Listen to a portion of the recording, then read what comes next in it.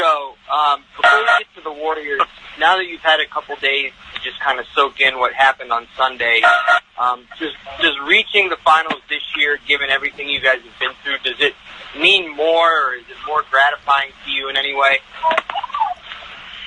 I mean, every year you reach the finals, and to be the last two teams playing, it's always gratifying because it's so hard to win, and it's so hard to get to this point. So I'm just happy for our guys, and just to continue to keep working and being resilient throughout the whole course of the year, and putting themselves in position to win a championship. So I think every year you get here is gratifying.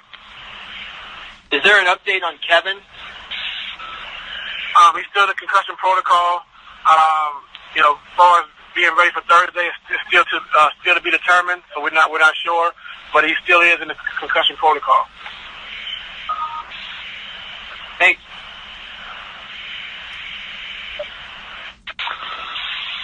Ty, it's Kenny Rhoda from WHBC. You guys are obviously a very different team from a year ago. Heck, you're different from 2 months ago.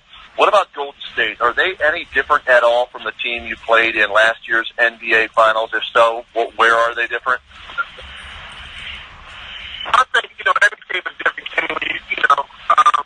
Year in and year out, different guys are playing, different rotations, different guys are being traded. So I think both teams are different, but, they still have their core, with Draymond, Durant, Clay, and Steph, and, 4 All-Stars who, are a very big part of what they do. So from that standpoint, they're pretty much the same.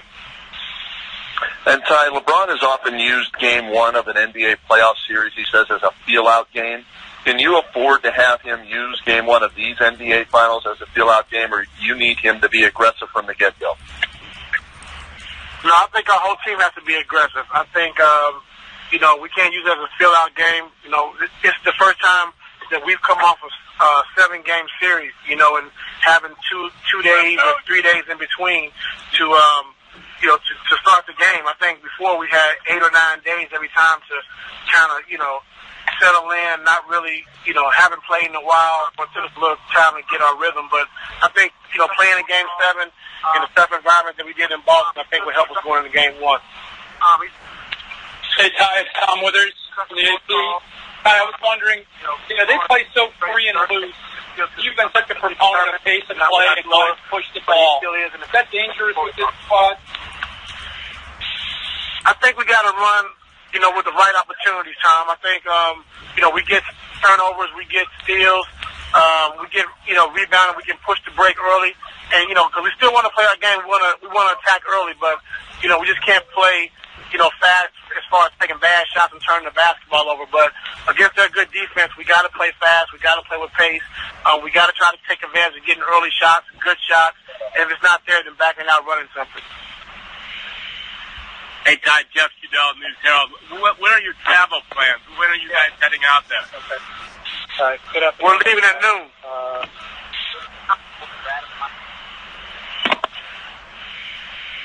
Ty, this is Joe. This is the first time. This is the first time out of the 4 playing the Warriors where you have a point guard who can guard the point guard. How much better will that be defensively to be able to play George Hill straight off? Hey, Joe, somebody's talking in the background. I can't hear you. I can't hear you. Oh, that's somebody else. That's what I mean, man. Somebody else. Hey, if someone is recording a call, please mute your line. Otherwise miss, or most likely will. Go to LifeLock.com. Call 1-800-LifeLock. 1-800-LifeLock. Use the promo code BACK. There's a radio commercial playing right now. Yeah, I can't hear nothing. There we go. Please, again, the person who's recording the line, mute your line for the question and answer period. We're getting your feedback. Go ahead, Joe. Every telephone in the country has a mute button now, folks. All right. First year out of 4, you've got a point guard who can guard the other point guards. Will that give you more of an opportunity to defend the Warriors, to be able to play George Hill on Steph? I thought we've had that in the past. Kyrie's done a good job on him. I thought Shump did a good job on him.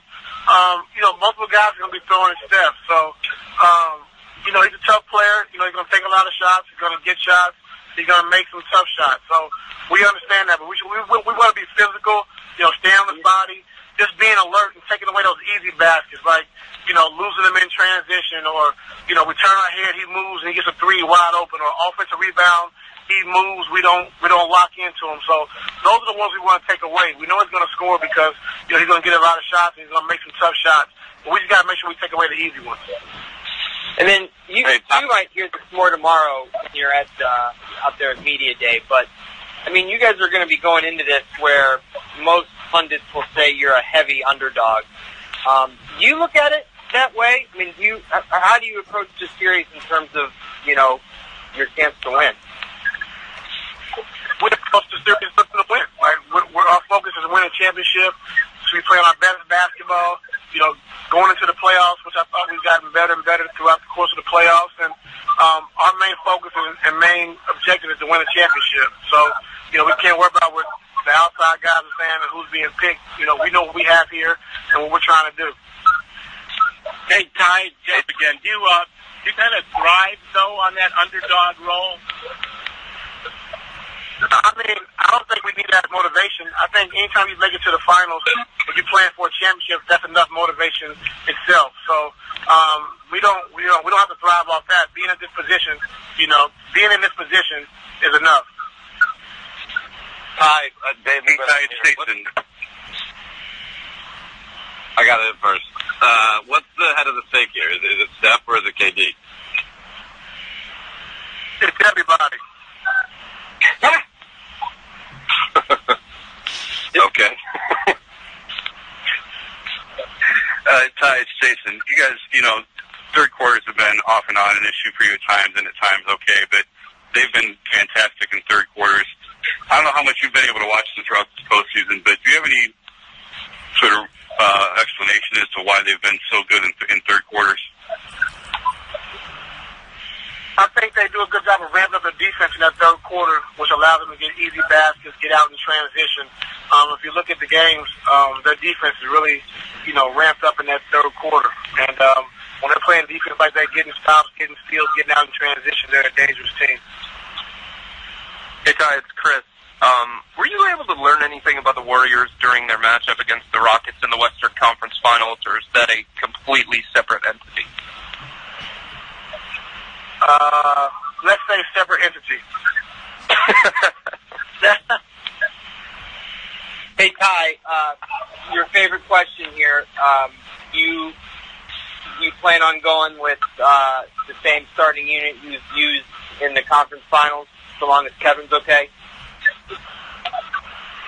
Who's this, Joe? Of course. Yeah. Yeah, we'll see the status of Kevin and how things go, so we'll see.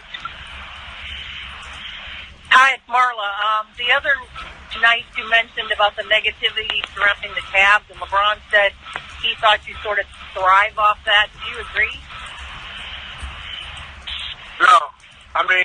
When you get to this point and you get to the NBA Finals, I don't think you need a lot of, motivation for that, because the motivation comes from your 4 games away from winning a championship, and that's our main focus and main goal.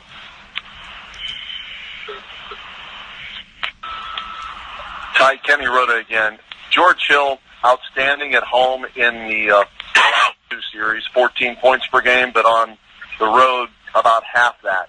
Have you noticed anything or talked to George about it, and how important is it that he take his game from home on the road in this series especially? Yeah, this has that same approach of just being aggressive, attacking the basket, taking his shots, and just having the same approach as at home as he does on the road as he does at home. So that's the biggest thing. Guy, it's Chris again. You mentioned in the Boston series that when you guys were down 3-2 and the Warriors were down 3-2, that it wasn't over and you have to kill champions and they have to be in their grave and things like that. Was there something that you saw in that Houston series between Golden State that made you believe that it would be the Warriors in this position as you guys go into the finals? No, but they've been tested. We've been tested. You know, we've been to Game 7s. They've been to Game 7s. Won championships. They've won championships. So they understand what it takes. They knew what it took. They've been in a lot of different positions. So I was just saying, you can't count us out because we've been in every possible position that you could be in the playoffs. And so we've experienced that, and we've shown that we can win in those situations. And so has Golden State. You know, being down 3-1 against OKC, coming back and winning. So it's not over until it's over.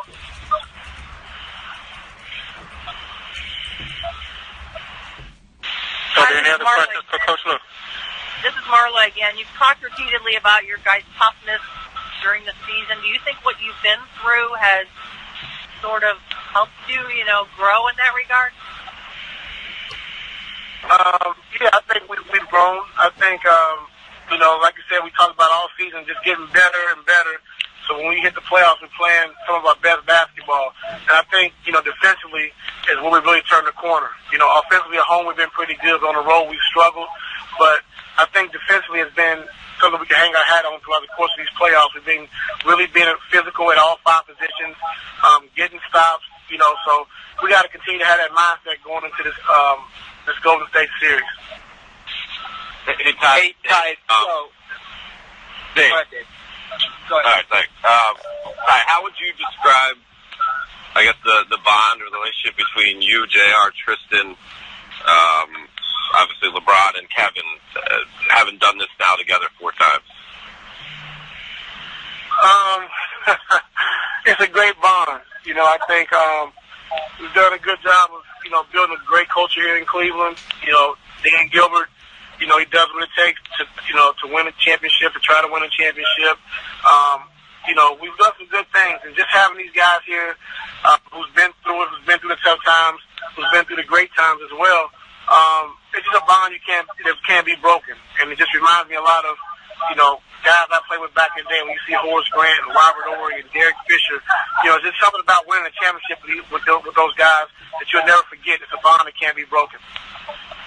JR and Tristan in particular at times this year didn't give you much. What did it mean to you, or what was the thought behind sticking behind them that to have them able to help you out in Game 7 situations? One thing about me, Dave, I'm always going to stick behind my guys. Even when they're struggling, I just have confidence and belief that when we need those guys and we call upon those guys, they'll be ready and they'll produce. And you've seen that throughout the course of the playoffs this year. You've seen it, the last 3 years that, those guys are up for the challenge. They rise to the occasion.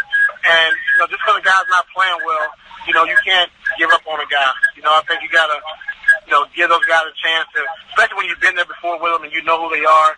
You got to just, try to get them in better situations or getting easier shots or whatever. But you know that you just can't give up on those type of guys because they've been there and they've done it before. Right. Ty, it's Joe. I'm just curious what that was like for you watching Game 7 last night with the Warriors and Rockets, just given the Rockets are up 11 and they literally shot 27 straight through. They literally what? Shot and missed 27 straight threes. So what's that like? What about watching them shoot the game away? I don't know. It's not my team, so I'm not worried about what the Houston Rockets do. They that's their motto. That's how they play. And unfortunately, in Game 7, the shots wasn't falling. Hey, Ty, it's Tom again. I was admiring your rapping skills. I didn't know about this Meek Mill thing and become a thing. Can you give us a little background on when that started with the squad? Well, it's something that our coaches listen to before every game. So before every game, we put that song on, and Dan Jarrell from Philly and Mike Longobardi loves that song.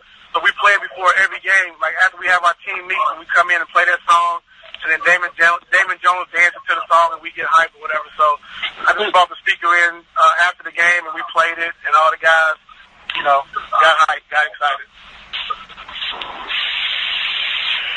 Ty, Kenny Rhoda again. Game one in each of the series so far this year in the playoffs, you guys haven't fared very well, even though you won 1 out of 3. Have you been able to learn from those game one situations so you'll be better prepared for this game one? I mean, you always come into the game prepared. I mean, I don't understand the question. I mean, you're always prepared, but you don't know what the team is going to do until you actually play the game. One last question for Coach Lue. Yeah, Ty, it's Chris again. This is the first time you've gone in the finals without Kyrie.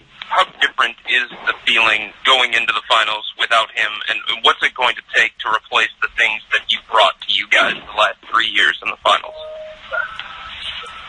For the finals, we know that, they switch a lot of stuff. They switch everything, actually. So you have to have very good one-on-one players. You got to have, ball movement, sharp cuts. But Kyrie, with him playing, he allowed us to go one-on-one against the mismatches. And, can't nobody stop him one-on-one. So, we're going to miss that, but we got to play a different style of basketball without him being here. The Cavaliers are champions.